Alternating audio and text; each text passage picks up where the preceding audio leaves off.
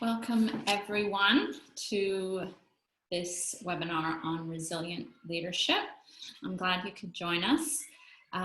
Today we'll be going through the top 5 things I believe contribute to resilient leadership based on the evidence that's out there and based on a few studies that were done in the US during times of trauma and times of change. So I've combined all of the research and come up with 5 things that you can do to build your own resilience, but also encourage it in others. So what I'll get you to do is go into menti.com. So either on your phone or on your laptop, if you're in front of your laptop or your computer, just enter www.menti.com and it'll ask you to enter a code. The code is just at the bottom of the screen there, 946584.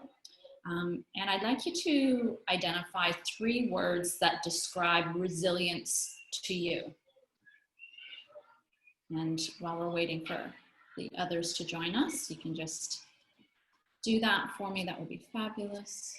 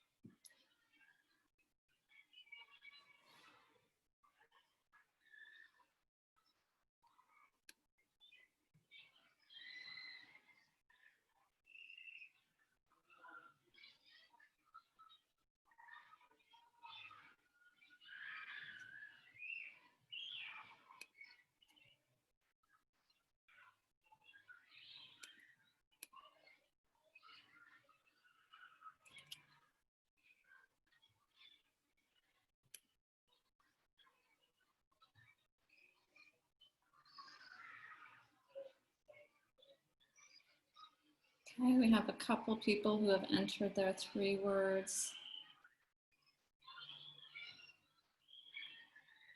So just give you another minute to do that, and then we will share those results.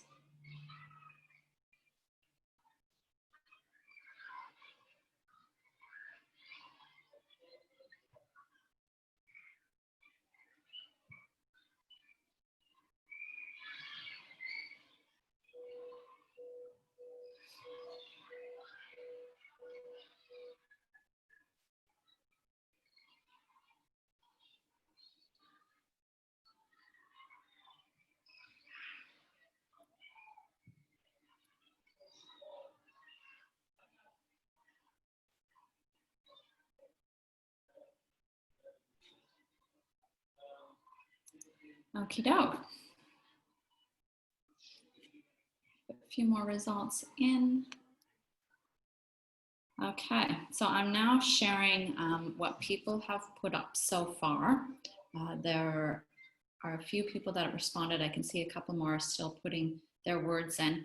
The larger the word appears, the more people that said that. So strength is the word that appears the largest in this word cloud, followed by leadership, flexibility, bounce back, consistency, flexibility, calm, reliable. And I'll wait to see how that moves on. Durable, toughness, excellent. Okay, so you can see resilience to us means a lot of different things. And there are quite a few different definitions out there. And when we think of people that we know or we observe who are personally resilient, these core characteristics often come up. For those that I don't know, my name is Kirsten McKenna. I'm a leadership and performance consultant and a well-being expert. And I've identified my top 5 signature strengths below my name.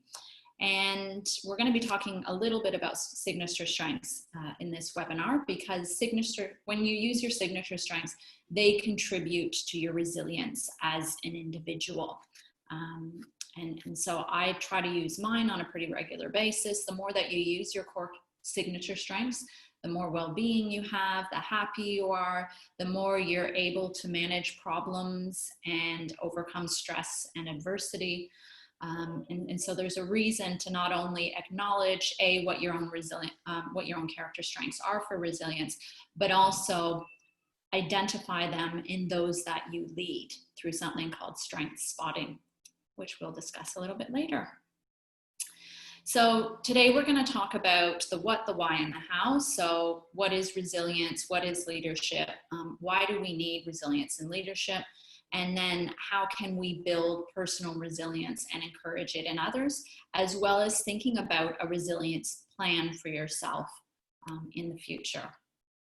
So when you look at the definition of resilience, it's essentially bouncing back from things such as stress, adversity, change, challenge, difficulty, life's curveballs. And it's not to say that we don't initially experience these events or situations or circumstances and just automatically spring back into action.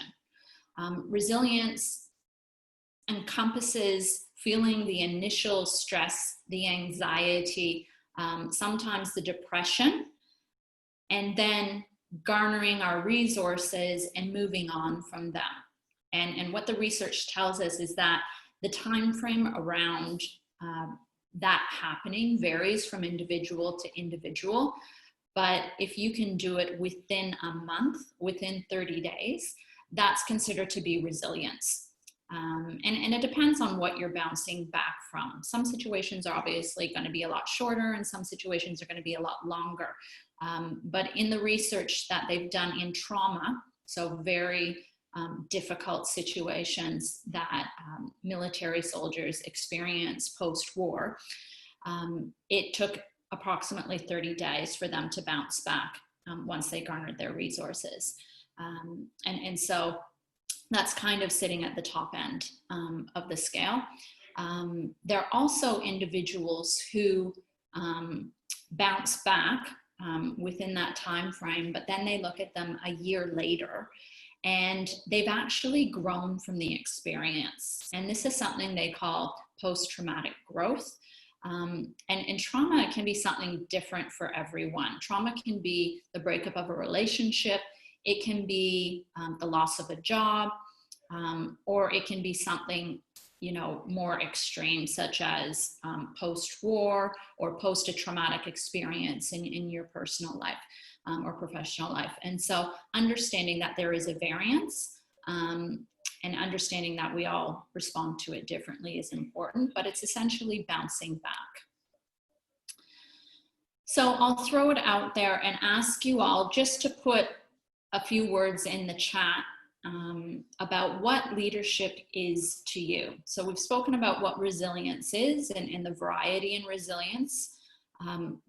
Now I'd like you to identify what leadership is to you. When you think about leadership, what words come to mind? And I'll just share them in the chat room here. You can either send them to me directly or share them with the group. Just take a moment. When you think about leadership, what is it?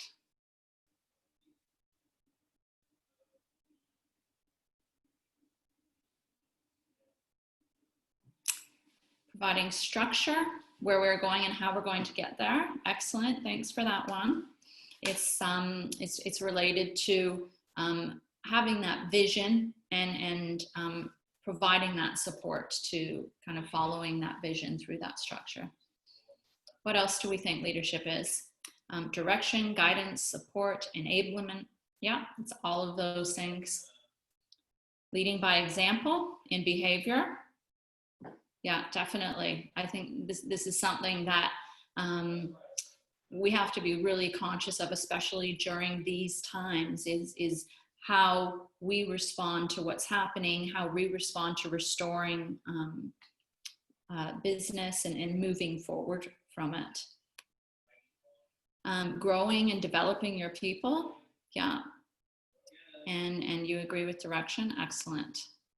Okay, so leadership, you can see it's all of these things, and it's important to acknowledge that all of these things need to continue during times of a crisis, during times where we're experiencing a pandemic. There's a lot of change happening. Our businesses, all of our businesses have been affected in some way or another, and we need to understand that we need to keep those consistent. Somebody mentioned consistency when they were describing resilience, and acknowledge, what's happening, but enable ourselves and those that we lead to move on from it, to continue. Someone else had put show clear vision and direction, support guidance with humanistic approach to stretching and growing people. And that's excellent, bringing in that human factor, which we're gonna talk about. And the reason that I think it's important as well during this particular period is Deloitte has acknowledged that there are 3 different phases to responding to pandemics or things that take place in the market that we need to respond to and recover from. And so the first step is, they say, you need to, as a leader, you need to respond to it, and then you need to recover. And I believe at this stage, we're in the recovery phase, and we're leaning towards the thrive phase, which is the 3rd phase. So the recover phase, you've learned from the experience, and you're looking to emerge stronger. And thriving is preparing and shaping for the new normal. And that's where I believe we are at the moment, is between the recover and the thrive phase. When we look at transformational leadership, they talk about it being able to create that inspiring vision for the future. You're able to motivate and inspire others to engage with the vision. You manage the delivery of the vision, and you coach and build a team around you to effectively make that vision a reality. And we touched on all of these things when we were sharing what we felt leadership was.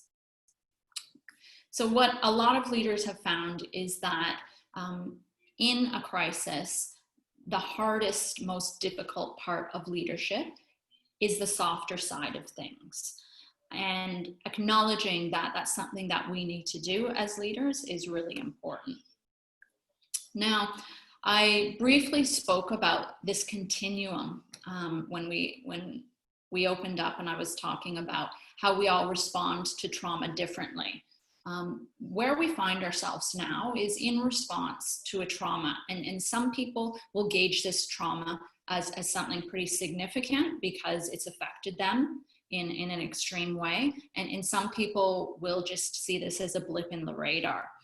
Now, there are 3 different ways along this continuum that people respond, and it's about 33% of the population in each of these categories is what the research tells us. So we know that 1/3 of us become anxious, depressed, and this leads to immobilization, and we get stuck there.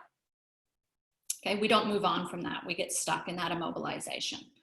Then you have the middle 1/3 who experience the anxiousness and the depression, yet a month later, they bounce back. They've garnered their resources, they've looked at opportunities, they've called on their strengths and determined that they can overcome this, and they've had that positive self-talk, and they come back up to where they were before the trauma.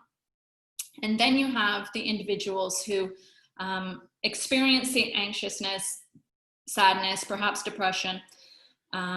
They garnered their resources, but they also achieved that post-traumatic growth that I spoke about.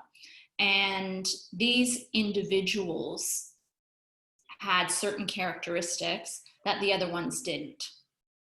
And so there's been an extensive amount of research on this, both in places such as the military, but also now in business. So they've been studying this in business since 2011. And they've come up with some core competencies and behaviors and mindsets that you can adopt and you can cultivate in others that will contribute to growth. So this will contribute to the thriving phase that Deloitte mentioned post-crisis. And that's ideally what we want everyone to be encountering, is that post-crisis growth. So what does that look like and how can we get there? Number one is gain clarity. And you can do this through a number of avenues, through reflective practices, finding out how you're actually feeling, finding out how your people are feeling. Also recognizing any thinking traps. So things like overgeneralizing, catastrophizing, and seeing if you're getting caught up in those thinking traps, or if perhaps some of the people on your team are getting caught up in those thinking traps. Asking yourself the 3 Ps, which is an activity we'll get into, but making sure that you take a step back to gain that perspective and find out, you know, is this personal? Is this affecting me? Is this pervasive? Is it extending throughout every area of my life? And is this permanent? And lastly, gain clarity around where you're going. So this may have been a point in time where you've put pause, you've put the brakes on, and you have to reassess where you're going. And making sure that your original vision is still there. Perhaps you have to make a few tweaks around it, but get really clear about the direction that you're going in and how you're going to get there. And be able to communicate this as well is really important. So if we look at one of the practices of gaining clarity, it's in reflective practice. And reflective practice is something that I talk about a lot. It's something that a number of leaders do, but it's not something that all leaders do. And it's typically because you have so much going on, you become really problem focused. You're making a lot of decisions throughout your day, and you have very little space to actually hit that pause button and stop and think. And even go one step further and think about thinking, okay, which is called metacognition. And so when you think about thinking, you catch yourself in some of those thinking traps, and you ask yourself, am I catastrophizing about this? Am I overgeneralizing about this individual on my team? They had this behavior during our last discussion. Am I now painting them with the same brush against all discussions? So reflective practice provides you with clarity. It catches any of the thinking traps that you get in. It helps you gain that perspective that you need when you're in day-to-day operations, or when you're in post-crisis gathering everything and determining what direction you're going to go in and how you're going to get there. And there are a few ways that you can help stop some of the thinking traps. So when it comes to something like catastrophizing, so thinking the absolute worst of every situation, we all know someone who does that. In order to minimize it, it's good to look at worst case scenario, best case scenario, and then most likely outcome. So then you kind of paused, you've taken a step back, and you've looked at the 3 scenarios and determined that the most likely outcome is far from the worst case scenario, so you catch yourself. Another way you can practice reflective processes is through taking the opportunity to just write down everything that's causing you stress in your life, or everything that is on your mental to-do list. And the good reason for doing this is because our working memory sits in the front of our brains, in our prefrontal cortex, right behind our forehead, and it has limited space. There's limited room in there. And so when you have all of these things on your mind, they're taking up room in your working memory. And What's also located in your prefrontal cortex is your executive center. So the area that's responsible for planning, decision-making, emotional regulation, focus, concentration. And when your working memory is full, it starts to impede those processes. So it starts to impede your decision-making. It starts to impede your judgment, your planning. It starts to impede your emotional regulation and control. So a really great reflective practice is to write down everything on your to-do list or everything that's causing you stress and just get it out. That will help the process. If we don't take the opportunity to reflect, there are negative impacts on that. And what do we think those could be? I'll just ask you to throw it in the chat. What are some negative impacts that not reflecting on our days, on our work, on our vision, what are some of those negative impacts, and what could they do? I'll just throw it out into the chat.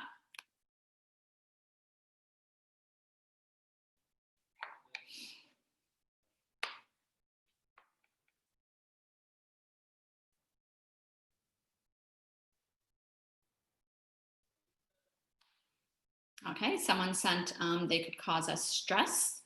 Yes, 100%. Get mentally exhausted and feel overwhelmed. Yes. Become stale in innovation. Yes, all of those things. And so I think recognizing that it can lead to that mental and physical exhaustion, which is the first phase of burnout, is key. And that brings up what reflective practice also does, is kind of like a pulse check for ourselves of where we are at. And it also enables us to recognize something we're going to talk about, where stress resonates for us in our body. So if we do the practice of writing down everything that's stressed out about us, or we just sit with our thoughts and notice, we can recognize where stress resonates within our bodies. Also, the creative quality of our thinking goes down big time. We become very narrow focused because we essentially have no more capacity for that creativity. Because everything is taking up all of the room in that executive center of our brain and our working memory, and it's impacting us. And it's also, with regards to the mental and physical exhaustion, it's also that constant drip of cortisol, that stress hormone, that leads to even bigger problems. Financial cuts can make people feel stressed to financial situations, which build resentment in employees, which leads to lower effort. 100%. And that's what, that's what we want to avoid. We don't want lower effort. We want to be able to engage with our talent and motivate them and inspire them despite current circumstances. And so holding on to that vision, the bigger picture, the bigger why of what we're doing within the organization is really key.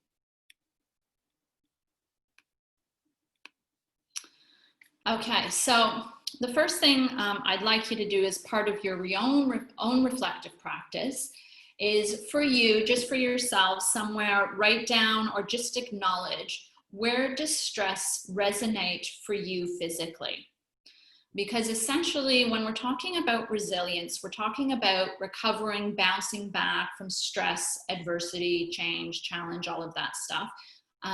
And so we need to recognize for ourselves, when we're feeling stressed, where does it resonate? So creating that awareness enables you to catch it early on. So as soon as you start feeling your physical response to stress, you can do something about it. So some of you might feel it in your jaw. A really common place for stress is in our jaws because we clench a lot more. Some of you may feel it in your shoulders, in your back. Some of you may feel it in your tummies because stress is linked to our digestive system. Some of you may feel it, in your head. You might get headaches. And so recognizing it within yourselves where you feel and experience stress is kind of the first step. So you're acknowledging, I feel stress here. And the reason for that is because then you can recognize it in the future and do something about it automatically. Now, I spoke about the 3 Ps, and they essentially determine our ability to deal with setbacks. And so this is our approach, our mindset surrounding adversity, change, challenging situations. And so when we step back as leaders and we ask ourselves, is this permanent? Is this personal? And is this pervasive? It gives us that additional perspective that we need when things are quite cloudy. And so think of a stressful situation in your life that you're dealing with, a setback, and then ask yourself these 3 questions. So personalization is thinking that the problem is yourself instead of considering outside factors that could have caused it. And then realizing that outside factors have caused the situation, it allows us to reduce the blame and the criticism that we often put on ourselves. When we talk about permanency, it's essentially thinking that it's something that's going to last forever. When we acknowledge that it's temporary, we have the improved ability to accept it and adapt it and move on from it. And then when we talk about pervasiveness, it's acknowledging that this bad situation either applies or does not apply to all areas of your life. And when you feel as though they are pervasive, you're negatively impacted, which can make it hard to carry on. So recognizing that it's only one area of your life that this is a setback can help you move on from it. And so this is a really good exercise for you to go through, and as well as to share with team members. And that's something that was developed by Martin Seligman. So leading with empathy and optimism is something that as a leader you need to do. You need to be genuine. You need to walk in the shoes of employees, customers, the broader ecosystem. You need to communicate openly, and you need to focus on strengths and what is possible. And this all may seem very straightforward and pragmatic, but difficult to put into practice when you yourself are experiencing a lot of change and turmoil from the crisis.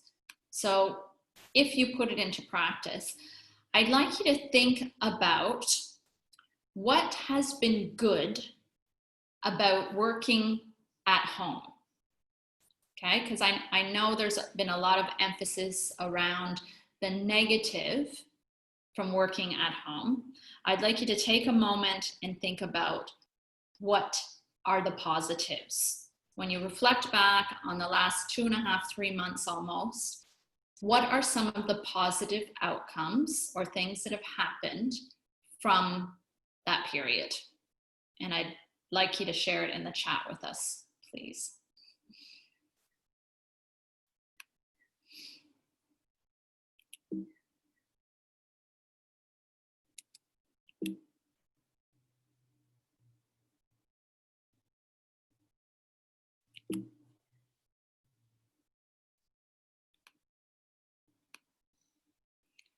Okay, more time with family, no commute, more self-care.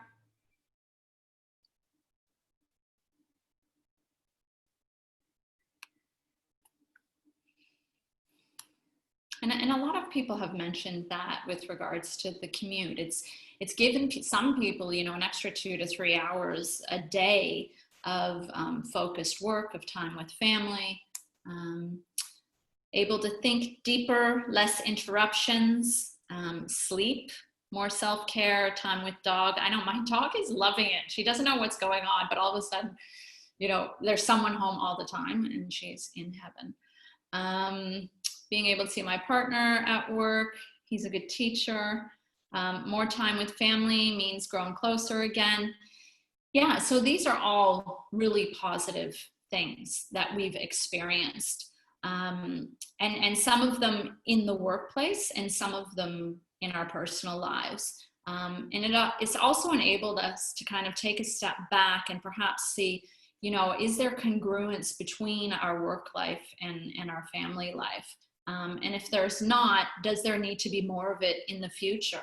So it's also given people an opportunity to look at the future of work and determine, you know, these are good things that happened over the last 3 months. I'd like to carry them into the future in some capacity, whether it's adding more flexibility into your work, whether it's changing your start and finish times, whether it's making family and friends and pets more of a priority in your life. So you have those positive relationships that are important to you that you focus on. So those are all really good things.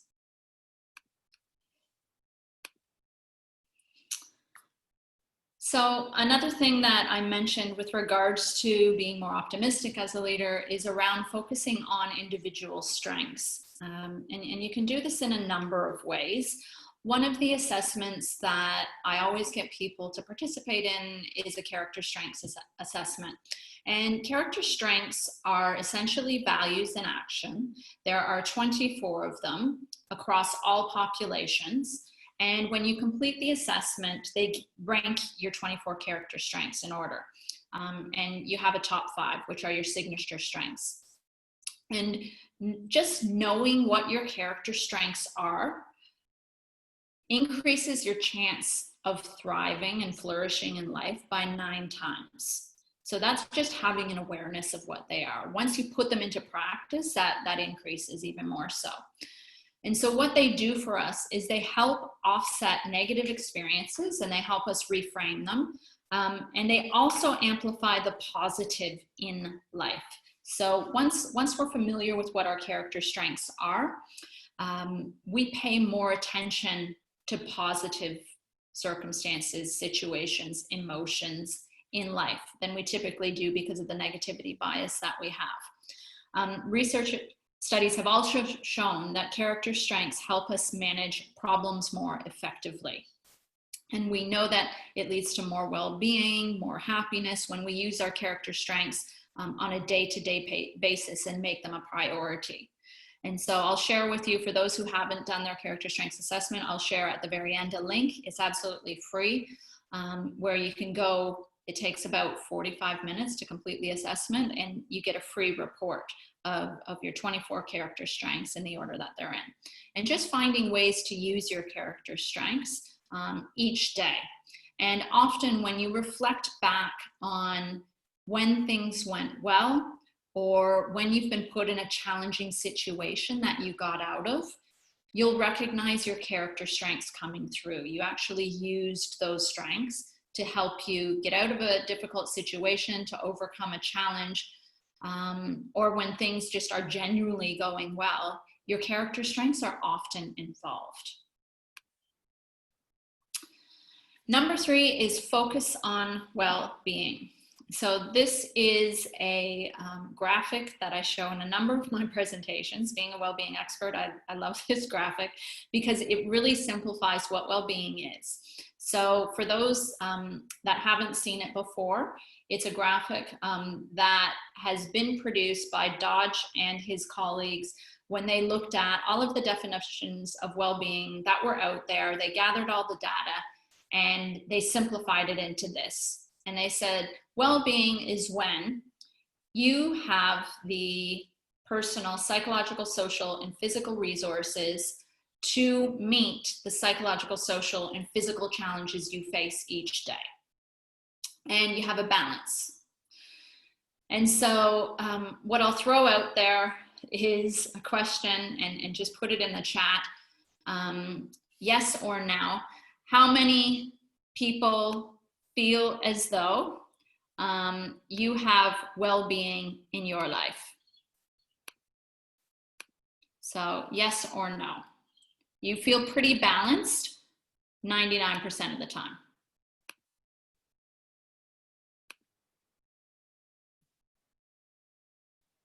Oh, good. Excellent. I have a lot of people yet saying yes. That's fantastic. And it's really good to hear. because quite often when I run presentations and I talk about well-being, I get mostly no's. So it's good that you make well-being a priority. It's good that you regularly fill your resource pool, just to acknowledge that whenever we are growing, whenever we are under pressure or stress, it's not always negative when we're out of balance. It means we're developing, we're growing, we're evolving. And so quite often what you want is to get out of balance, but then be able to return to that balance pretty quickly because you've developed more resources in order to meet that challenge or that problem. And so acknowledging that you're not, life would be pretty dull if you were always 100% balanced. But what you want to be able to do is to get back to that balance in a shorter amount of time as you might typically would.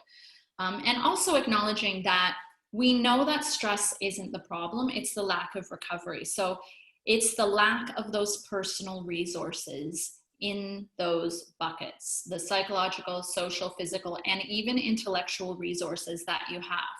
And so if you're not regularly fueling those areas in your life, when you experience stress, you get stuck in that imbalance, which is what you don't want. And so when you also look at that trauma spectrum of people that get immobilized, it's because they don't have those personal resources. And those personal resources are what help you recover. And so acknowledging it within your team that everyone needs personal resources, everyone needs time for personal resources. Your team's well-being is one of your main priorities, is also extremely significant, and acknowledging that it's significant and asking people about us. One of the things I like to emphasize is around positive emotions transforming us. And this is from Barbara Fredrickson's work, which resulted in the broaden and build theory. And so what the research tells us is that positive emotions transform us for the better. We need to increase our daily diets of positive emotions. I've listed the top 10, and just have a look at that and identify one or two that you think you need to focus on. And I'll just give you a second to do that.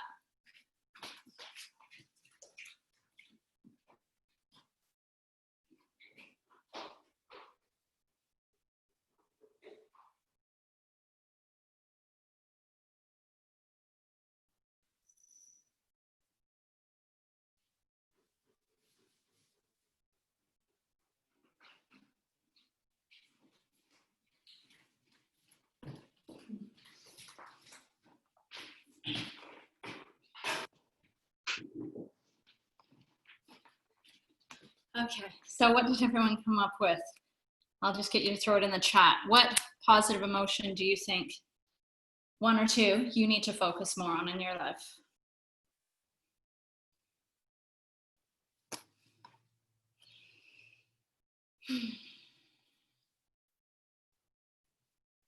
Amusement?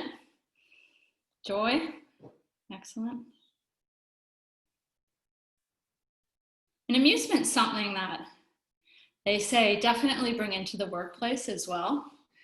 You know, make work lighthearted when you can, and bring humor into the workplace, because it also establishes trust and psychological safety. Hope and inspiration, good ones. Excellent. And so what the research has said is that when you increase your daily diet of positive emotions, serenity, hope, inspiration, excellent, thanks, Dawn. When you increase your daily diet of positive emotions, it nourishes you, and it gives you a sense of what you need to change, to adapt, to grow.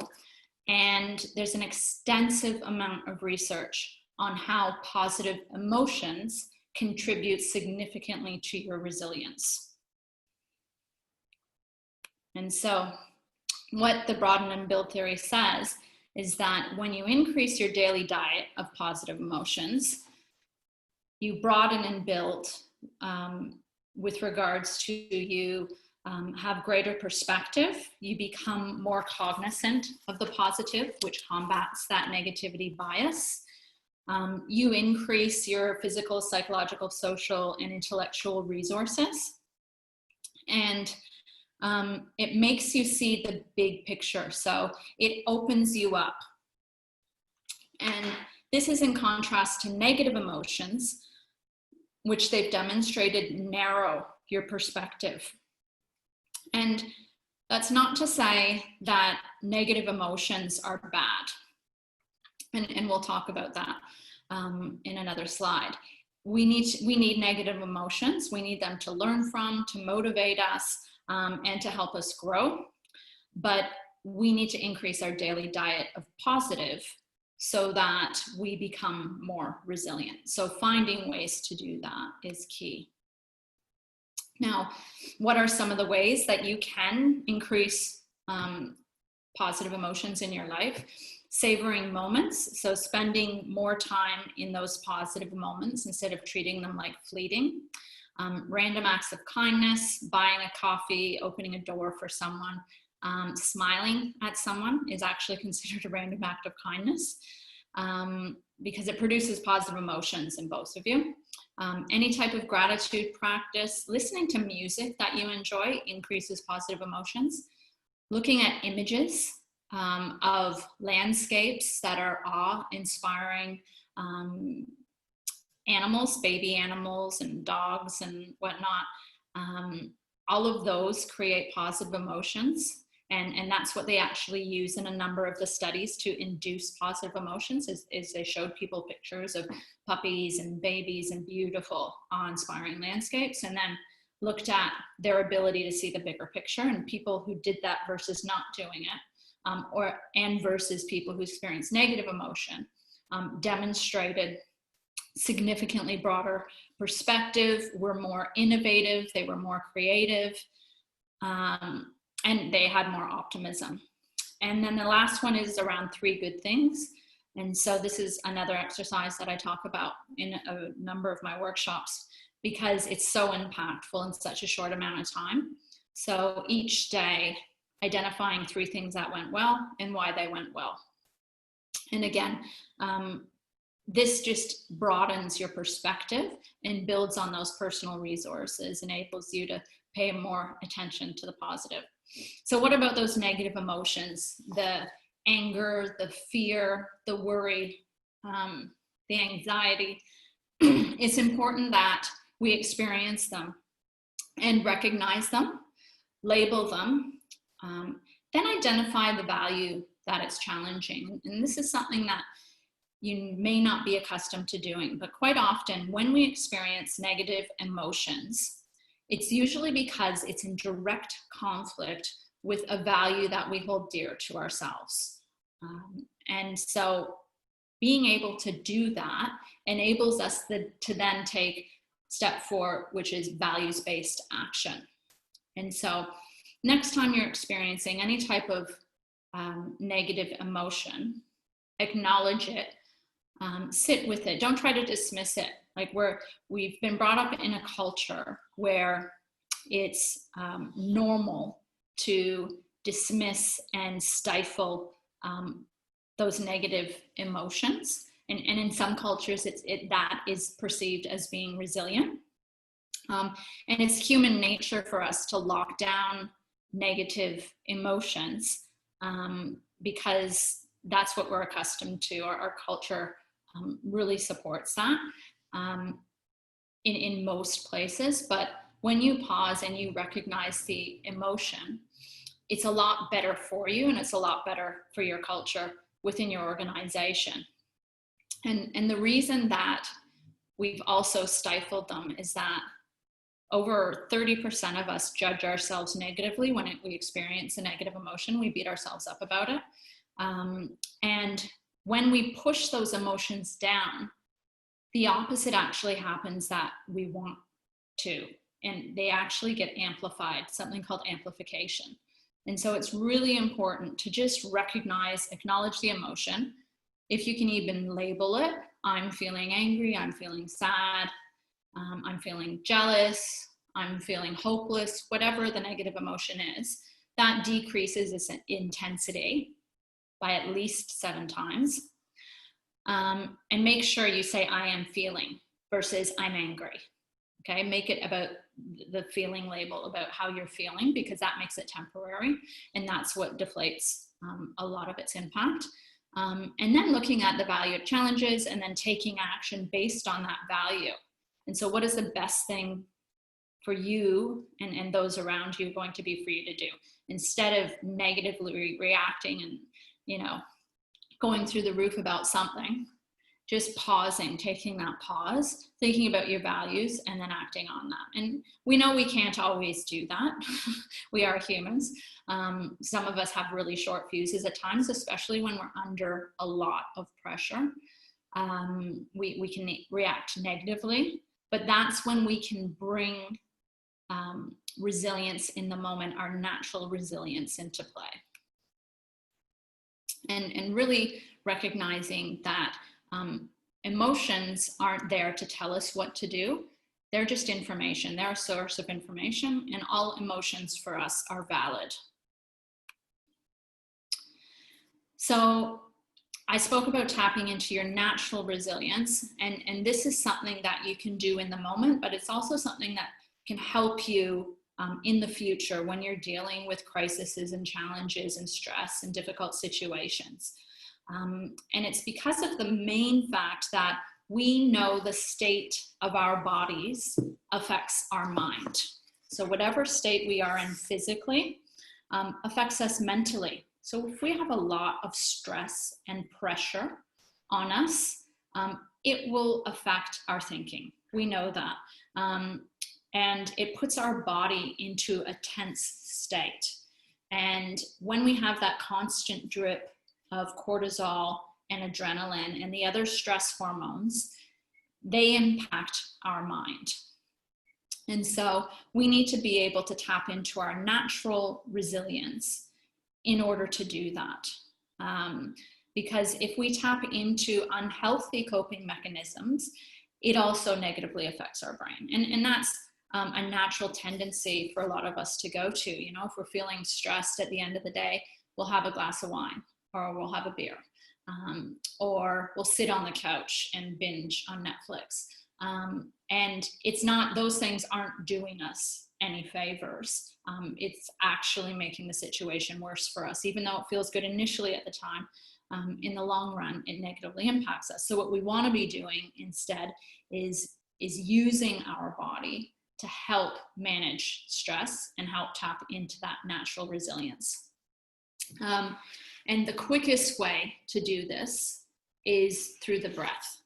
So we know that the breath is basically a rapid pathway to our nervous system. And we can use daily breathing exercises to help us prepare our nervous system to be resilient in the future. But we can also use regular breathing exercises in the moment to deal with any type of stressful situation. And acknowledging that we don't tap into this often enough is key, but also recognizing that it doesn't take an additional activity to add into the list of activities that you already have to do. And so we know that it only takes a 6-second exhalation to release positive neurotransmitters in the brain, such as acetylcholine and noradrenaline, which combat the stress hormones. And so inhaling for a count of 4, pausing at the top for 1, and exhaling for 6 is the fastest way to do that. And it just takes that 1 6-second exhalation. It activates our parasympathetic nervous system, which is our rest and digest system, which activates our relaxation response, which counteracts that stress response. And so we acknowledge we need resilience in the moment. We need to tap into our natural resilience on a pretty regular basis. But when you adopt a regular practice of focusing on your breath, it serves you in future stressful events. And so I think that's something that is important to mention. It doesn't have to be in the form of mindfulness or meditation if that doesn't float your boat, but it can be.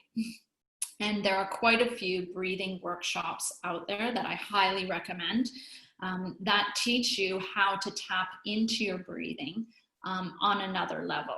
You know, that exercise that I just gave you, breathe in for 4, hold for 1, out for 6, is a very simple, effective practice that you can do. But there are different levels of practice, and it is a practice. It's something that you need to do on a regular basis, because typically we're only using 10 to 30% of our lung capacity. So we're actually, most of us aren't breathing properly, but it's something that we have access to, and it's something that you can hone and refine as you do practice it. And what it does is it enables us to create a space between a stimulus and a response.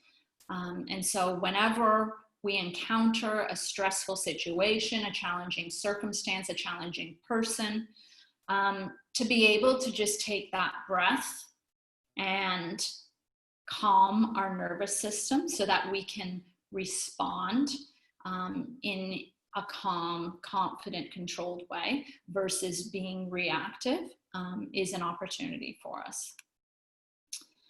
So what I'd like to ask you is, if you just want to throw it in the chat, what small changes can you invest in to improve your well-being and resilience?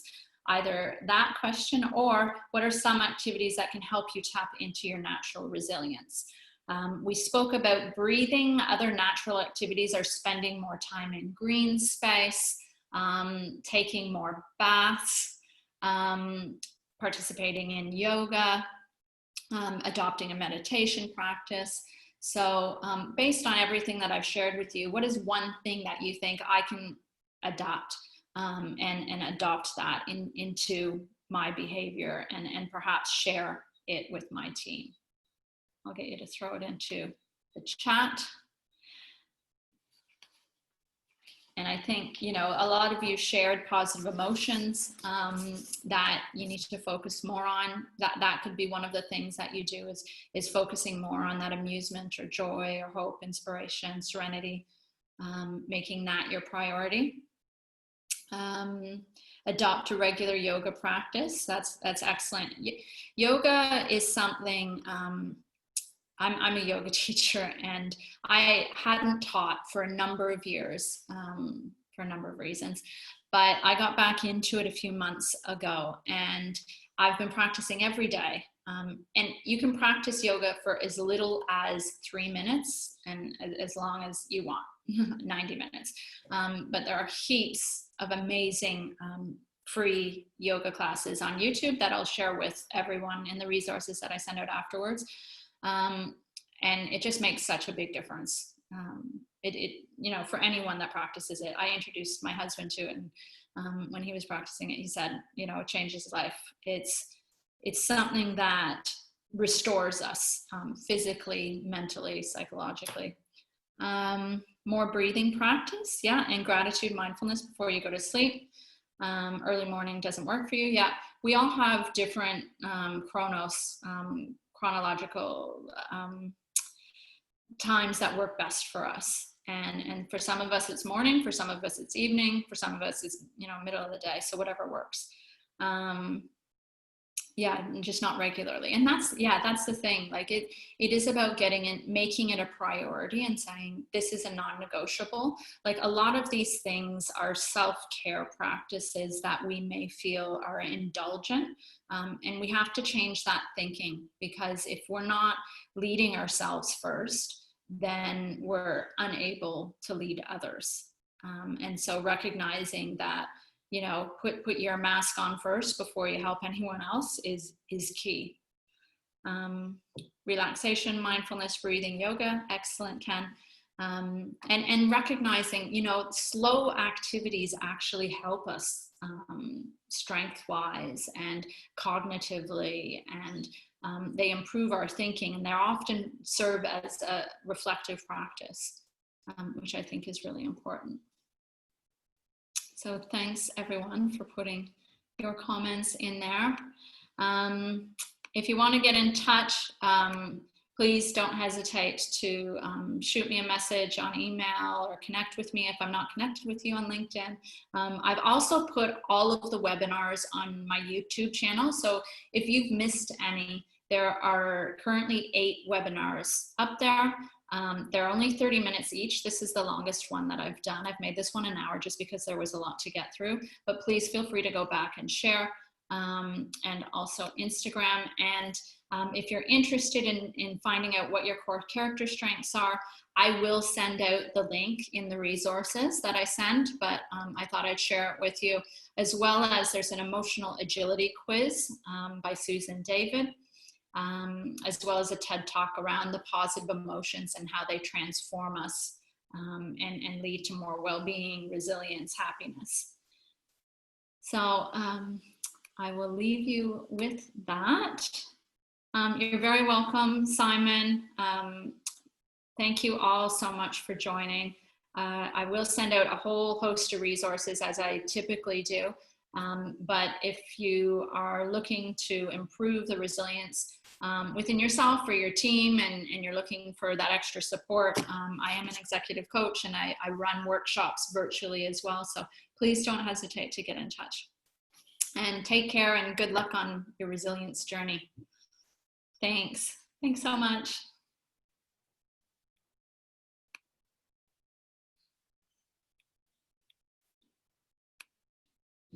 Finish.